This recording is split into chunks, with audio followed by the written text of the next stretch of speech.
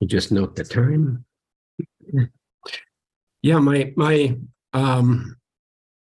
presentation is concerning the colonialism inside energy and energy transitions, which might seem like a bit of a well, shall we say insurrectionary title. So maybe I should try to explain that a little bit more. What does it mean to say that colonialism is inside energy and inside all energy transitions? Well, first remember that energy does have a birthday. Refer to Karen Newdaggett's 2019 book as one example of many. A birthplace, Northwestern Europe, basically, with some colonial connections, of course, involved in that. And that energy's parents are colonialist, or if you prefer, imperialist.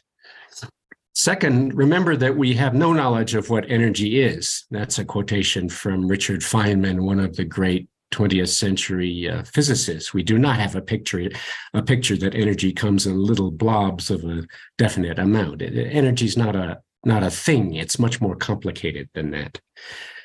Another quotation from Isabel Stenger is more or less making this similar point.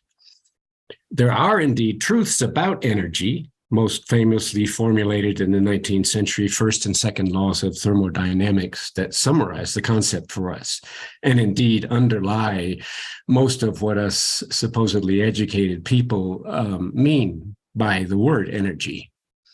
But to an anti-colonialist mind, these very laws, the laws of thermodynamics, will suggest that energy is perhaps most fruitfully conceived of as a relationship, not a thing, a relationship of difference that tends to eliminate itself, a gradient across which there is a tendency to even out and dissipate. And of course, the special reference here is to the second law of thermodynamics. Citing the quantum physicist Carlo Rovelli here, who has a very lovely metaphor, which I like a lot, saying that, what capital's machines need is not energy. It's not like an energy or as a resource.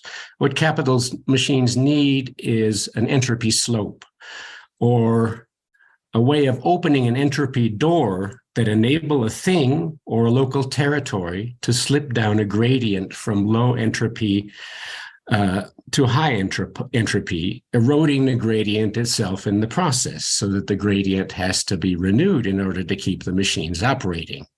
And of course, what are the machines for? The machines are for exploiting labor power, making it more productive, disciplining labor, controlling labor, and so forth. I mean, this is what energy is about. Energy is about capital's machines, post-18th century industrial machinery in the service of capital. Machines are about labor. And this is why energy is about labor. And it's also why climate change is a labor issue above all. So energy, on this sort of anti-colonialist or geographic perspective, is a set of post-18th century enactments of these border-maintaining relationships in the world landscape on an increasingly unconstrained scale, aimed at the indefinite expansion of a particular set of conversion processes, which were theorized by the first law of thermodynamics, which said that energy is conserved. You can't get rid of energy. Energy is never created or destroyed. It's just converted from one form to another. So beginning in the 19th century, we had this concept of an abstract energy between different interchangeable forms of energy. And that's where our current energy concept that we educated people supposedly tend to use. For example, in the 1830s, the equivalence between electricity and mechanical force was first explored in depth. In the 1840s, we had the mechanical equivalent of heat, how heat could be converted in a very definite, measurable way into mechanical, what's called mechanical energy, which was, of course, key to both the expansion and the discipline of the labor force. And then in later on, we had things like mechanical force being convertible into electricity in very theorizable ways through dynamos, such as this 19th century dynamo in New York. So what we have is a gigantic capitalist moral economy of enacted equivalences which are physical in the earth, in the world, beginning in the 19th century.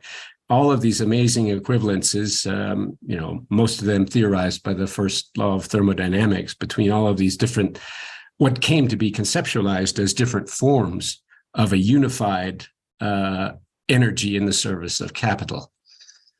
And this was also, of course, a territorial hierarchy in which little energies linked to subsistence and to commons, which Christina referred to, or earlier capitalisms can be politically subordinated to the higher big energy of thermodynamics and industrial mechanization. So you have this abstract energy sort of as an umbrella or as a higher on the pyramid of all the different little energies. And of course, this hierarchy incorporated the colonialist disposition of the associated accumulations of thermodynamic waste, which, as the second law of thermodynamics made very, very clear in scientific terms, was an inevitable accompaniment of all these, rampant conversions that became a value of capitalism in the 19th century. And of course, this new energy of the 19th century was connected with the permissions and prohibitions of orthodox economic practice. Nice quotation from the historian Theodore Porter. An economic point of view formed the root of thermodynamics and of our concept of energy that we're all using today. Economic and physical ideas grew up together, sharing a common context. The waste, of course, to be overseen and cleaned up by growing numbers of the usual suspects, or simply absorbed by them, or by the hardworking earth itself, the more than human world that Christina was emphasizing in her talk. Note that it is not the case that beliefs or narratives about energy came first and then other practices followed. No, rather, violence and supposedly peaceful concepts and narratives evolved together as different aspects of a single earthly process. Therefore, it is not the case that we have a non-material or discursive or epistemic colonialism on one side and a material, power-laden, governance-oriented, or life-world colonialism on the other. These imaginary divisions are in some ways themselves colonialist. The strategic movement question for me is how to dialogue with the colonialist energy environmentalism that remains stubbornly unaware of its own colonialism, how to bring about the shift in perspective that would enable us to understand energy as an anti-insurgency set of practices. And I wouldn't want to put too many words in Alexander's mouth, but I do think that his very valuable concept of energy as an anti-insurgency set of practices can be fruitfully sort of explored and expanded using some of the concepts that I'm introducing here. After all, mainstream environmentalist campaigns for energy transition are in some ways a worse problem than climate denialism. Here's a projected map of the US in the year 2050 under an ideal environmentalist expansion of renewable energy. You know, some of those dark areas are places which will be devoted to wind power or solar power and so forth. And this doesn't even show, of course, the fivefold expansion in transmission infrastructure which will be needed to bring about this supposedly renewable revolution in the US. The fight against climate denialism, while never easy, can be carried out within the confines of settler culture.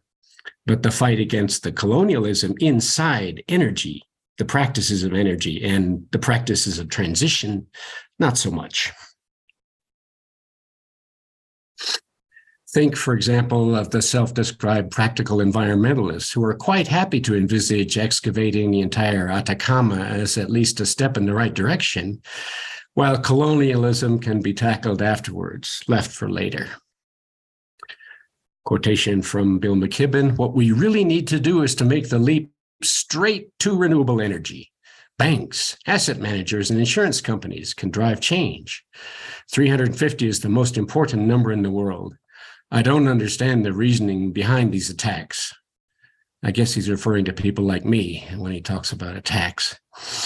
Another quotation, this is, I should emphasize, this is from some years ago, and there's a very fruitful dialogue going on within Extinction Rebellion about this, but this guy actually did say this a few years ago. We don't have time to argue about social justice.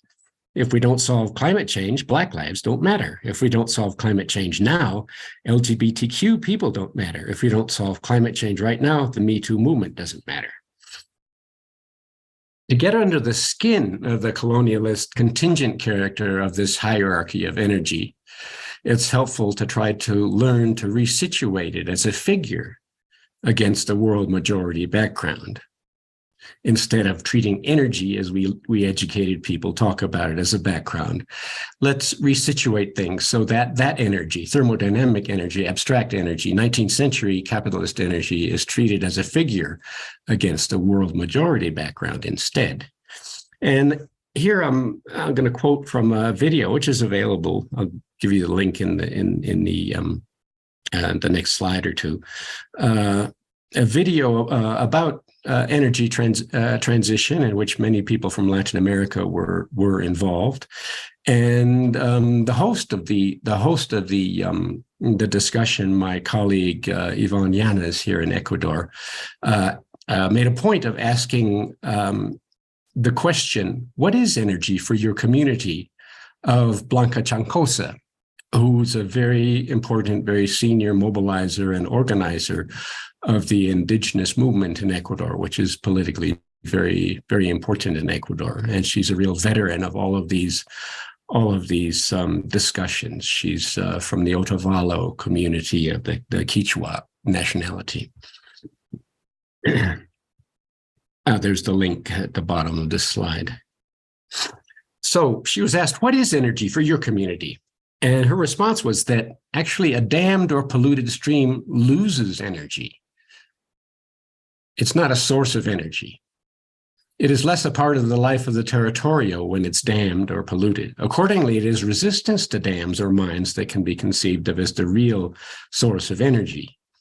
This is not to deny thermodynamics, is not to deny the need to convert, say, wood into heat for cooking, for example, but it is to bring out the plurinational diversity of governing and thinking about conversions, energy conversions, that has been occluded by industrial era colonialism. And I think most of us who have worked with, grassroots movements on energy issues will recognize this majority world.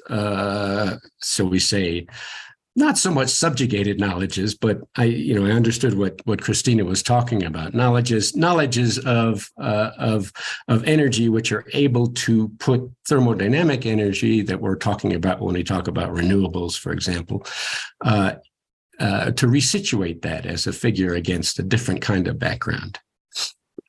Here's a very interesting example of the same thing, where energy, abstract energy, is being put into perspective. The sign in the background. This is a struggle over a gas project in Songkhla in southern Thailand, and the sign says the gas cracking plant has seized Wakaf land.